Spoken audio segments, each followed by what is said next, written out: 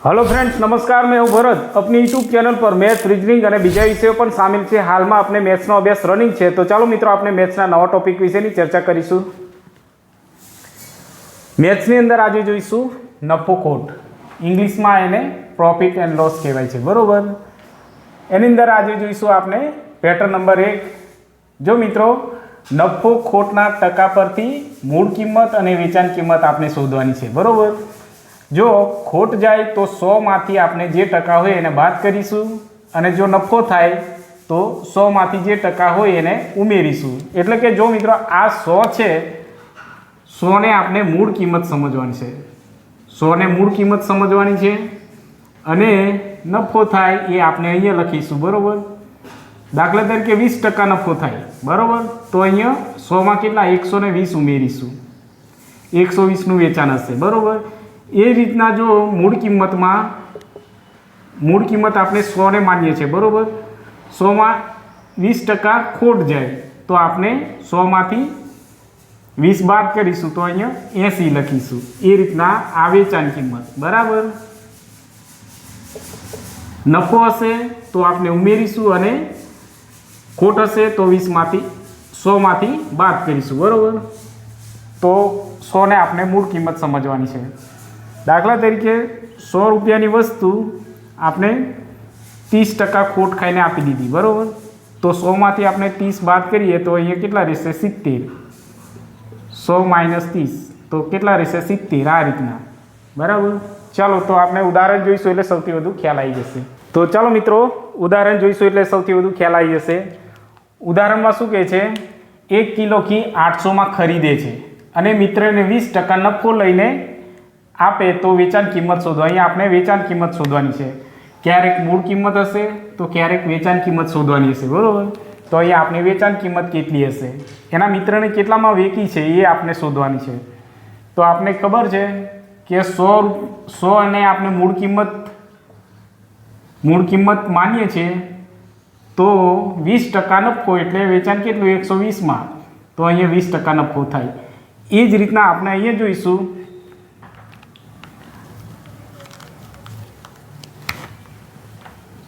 खरीद किंमत केटली छे।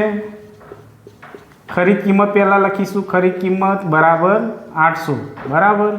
अने मूळ किंमत एटले 100 लखीशुं। मूळ किंमत केटली छे तो 100 अने वेचाण वेकी नफो, नफाने ज वेकी कहीशुं। नफो केटलो छे तो 20%, बरोबर। तो जो मित्रों हवे 100 में प्लस करीने नफो थयो एटले 20 उमेरीशुं तो केटला थशे 120, बराबर।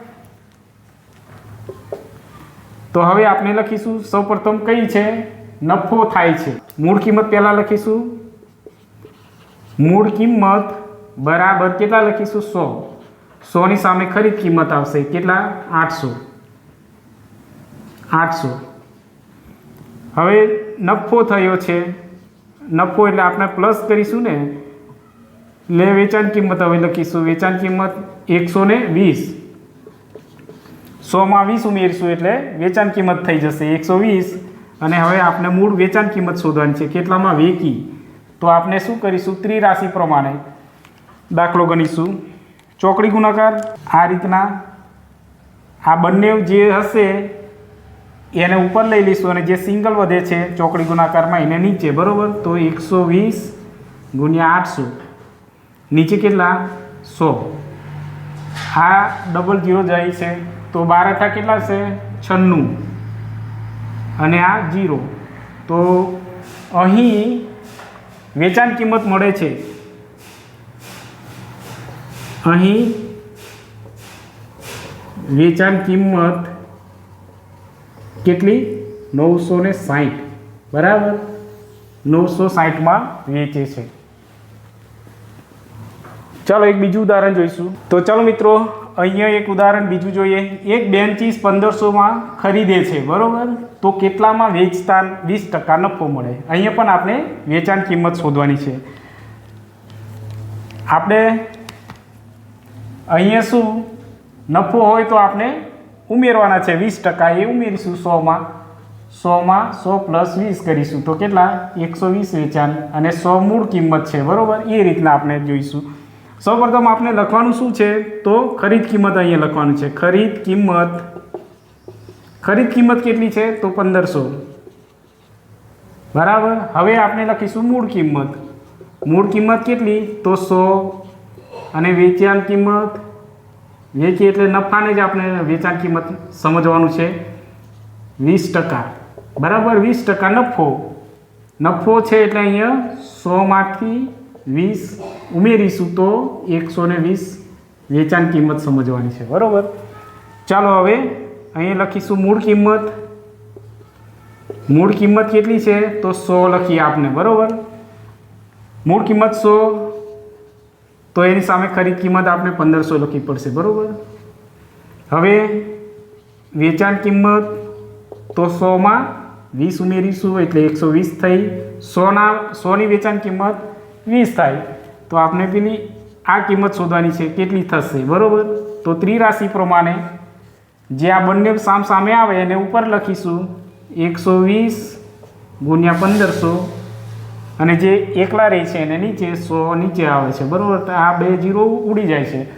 હવે 15 ગુણ્યા 12 કરીશું 0 5 1 1 5 10 વધી 1 3. બરાબર.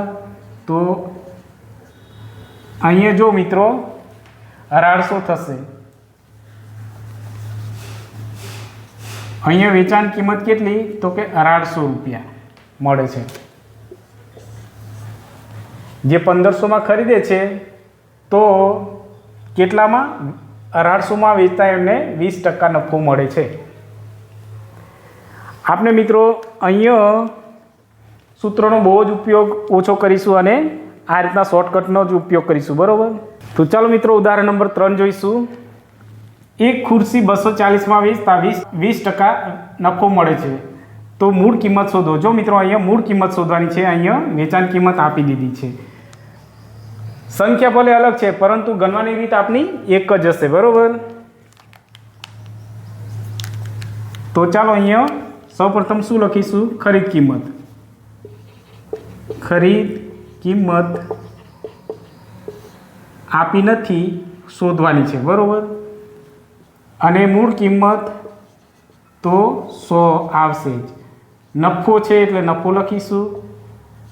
નફો કેટલા 20% એટલે અહીંયા આપણે 100માં 20 ઉમેરીશું તો કેટલા થશે 120. બરાબર.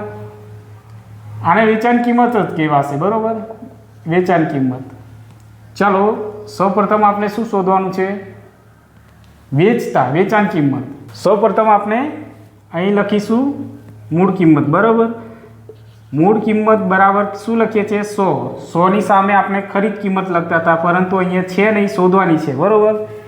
હવે અહીંયા વેચાણ કિંમત બરાબર 100માં આપણે 20 ઉમેરતા 120 થશે. હવે મૂળ કિંમત વેચાણ કેટલી થઈ અહીંયા 240માં વેચે છે. આપણે શોધવાનું છે મૂળ કિંમત. તો અહીંયા પણ આપણે ત્રિરાશિનો ઉપયોગ કરીશું. જો આ રીતના ચોકડી ગુણાકાર કરવાનો છે જેમની સામે ડબલ આવે સંખ્યા એને અહીંયા આપણે ઉપર મૂકીશું 240 ગુણ્યા 100 કેમ કે આ ડબલ આવે છે ચોકડી ગુણાકારમાં એને ઉપર મૂકીશું. જે સિંગલ છે એને નીચે મૂકીશું. બરાબર. 120 નીચે. તો ચાલો આ 0 ઉડજો 12 દુ 24. તો જો મિત્રો 100 દુ કેટલા થાય 200. તો મૂળ કિંમત કેટલી હશે અહીં મૂળ કિંમત 200 રૂપિયા હશે. બરાબર. 200 રૂ હશે. આ રીતના જો મિત્રો આપણે અહીંયા કોઈ પણ ઉદાહરણની અંદર આપણે સૂત્રોનો ઉપયોગ કરતા નથી.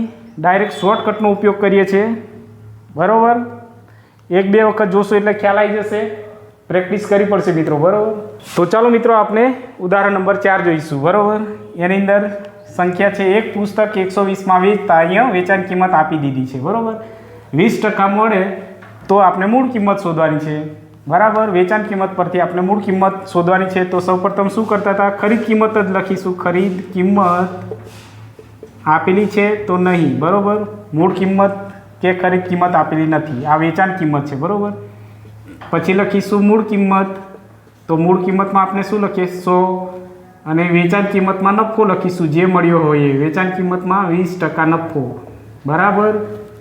કઈ રીતના વેચાણ કિંમત બનશે? તો જો 100માં 20 ઉમેરીશું તો 120 એ આપણી વેચાણ કિંમત બનશે. 100 એ મૂળ કિંમત, 100ની મૂળ કિંમત પર 20% નફો એટલે 120 એની વેચાણ કિંમત થાય. એ રીતના છે, બરાબર મિત્રો.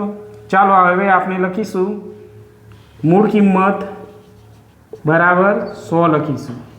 100ની સામે કઈ લખીશું? ખરીદ કિંમત આપણે શોધવાની છે, એટલે કે મૂળ કિંમત. મૂળ કિંમતને જ ખરીદ કિંમત કહેવાય અને ખરીદ કિંમતને જ મૂળ કિંમત કહેવાય, બરાબર. હવે નફો એટલે કે વેચાણ કિંમત. પહેલાં મૂળ કિંમત લખી, પછી વેચાણ કિંમત. નફો છે એટલે પ્લસ થયા એટલે 120 થઈ, અને કુલ કેટલી છે? 120, બરાબર. ચાલો હવે આપણે ચોકડી ગુણાકાર કરીશું આ રીતના. જે ડબલ સંખ્યા આવે એને અહીંયા ઉપર લખીશું 100 ગુણ્યા 120. નીચે એકલા છે એને નીચે લખીશું 120. તો આ 120 આ 120 નીકળી જાય તો રહેશે કેટલા? 100. તો એક પુસ્તક 120માં વેચતા 20% નફો મળે તો મૂળ કિંમત કેટલી હશે? તો જો મિત્રો અહીંયા મૂળ કિંમત કેટલી છે? 100 રૂપિયા. મૂળ કિંમત 100 રૂપિયા હશે, બરાબર. આ રીતના એકદમ સહેલા છે મિત્રો. તો ચાલો મિત્રો આપણે પેટર્ન નંબર 1 અહીંયા પૂરી કરીએ છીએ. હવે પેટર્ન નંબર 2 ની અંદર મળીશું. દાખલાની અંદર મિત્રો આપણે સૂત્રોનો ઉપયોગ કરતા નથી અને આપણે શોર્ટકટનો જ ઉપયોગ કરીશું, બરાબર. તો પ્રેક્ટિસ કરશો એટલે ખ્યાલ આવી જશે, અને ના ખ્યાલ આવે તો કમેન્ટ કરીને જરૂર બતાવજો, જેથી એનું આપણે સોલ્યુશન લાવીશું, બરાબર. અને જો મિત્રો અમારો વિડીયો પસંદ આવે તો લાઈક અને શેર કરજો, તેમજ સબસ્ક્રાઈબ કરવાનું ભૂલતા ના મિત્રો. Thank you.